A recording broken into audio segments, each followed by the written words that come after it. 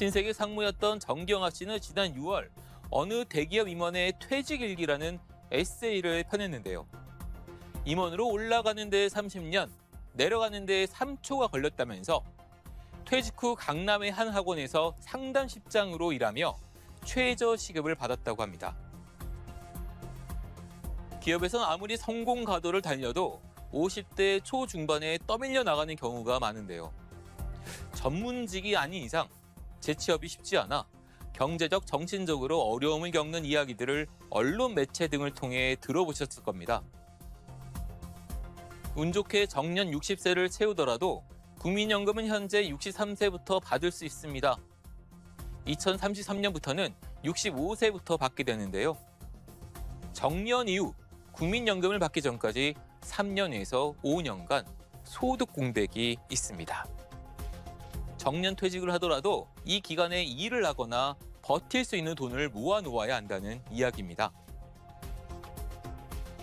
국민연금 수급 시기가 65세보다 더 늦춰진다면 소득 공백 기간이 길어지기 때문에 정년 연장 문제가 같이 논의되고 있는데요. 정년 연장 역시 국민연금 조정 문제만큼 풀기 어려운 숙제입니다. 프랑스의 경우 올해 연금 개편이 이루어지기 전까지 정년이 62세이고 은퇴하면 바로 연금을 받을 수 있었습니다. 그런데 연금 재정 문제가 심각해지자 프랑스 정부가 정년을 64세로 2년 연장했는데요.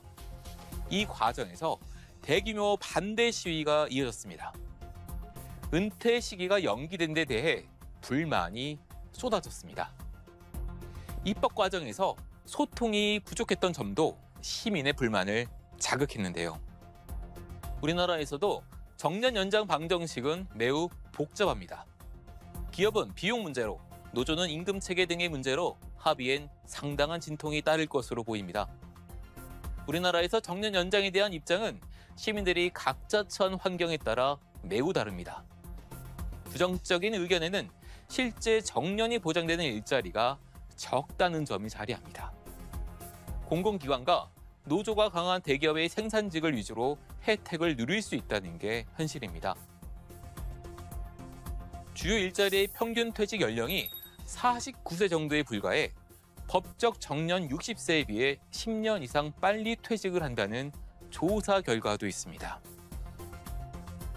퇴직 사유도 10명 중 1명 정도만이 정년 퇴직을 했고 10명 중 4명 정도는 권고사직과 정리해고 등 비자발적 조기 퇴직을 했습니다.